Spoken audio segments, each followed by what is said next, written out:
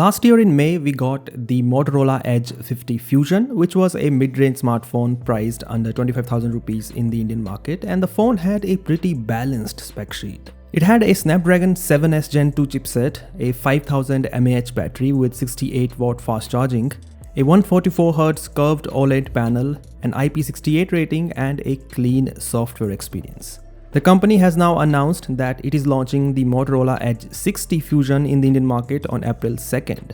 Along with this announcement, Motorola has also revealed the design and the specifications of the phone. So in this video, let us talk about this upcoming mid-range phone from the company. Starting off with the design, the Edge 60 Fusion looks similar to the last year's Edge 50 Neo and Edge 50 Pro. So the camera module on the back has 4 circles where there are 2 main cameras. The back has this vegan leather finish, which has now become an identity of Motorola phones.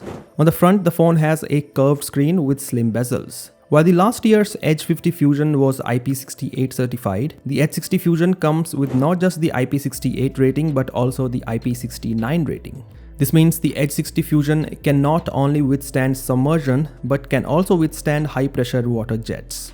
The display is protected with Gorilla Glass 7i, which is an upgrade over the Gorilla Glass 5 on the Edge 50 Fusion. Finally, it should not be a surprise that the phone has a stereo speaker setup with Dolby Atmos. As for the specifications, the Motorola Edge 60 Fusion is powered by the MediaTek Dimensity 7400, which was officially announced last month, and it is not a lot different than the Dimensity 7300 except for a slightly higher CPU clock speed. The CPU goes up to 2.6 GHz in the Dimensity 7400 versus 2.5 GHz in the Dimensity 7300. There is 8GB or 12GB of RAM with 256GB of storage, and the phone also supports micro SD card for memory expansion. The battery is larger than last year at 5500 mAh.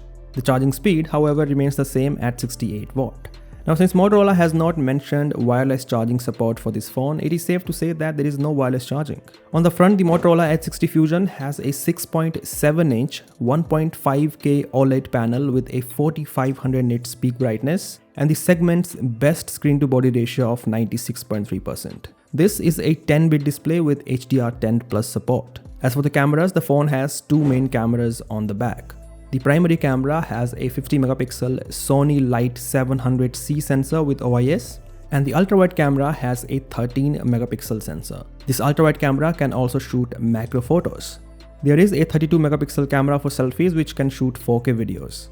So on paper, this is the same camera setup as the Edge 50 Fusion, but we hope to see some improvements in the camera quality. Finally, the Motorola Edge 60 Fusion runs on Android 15 out of the box, and Motorola has promised 3 Android updates for this phone.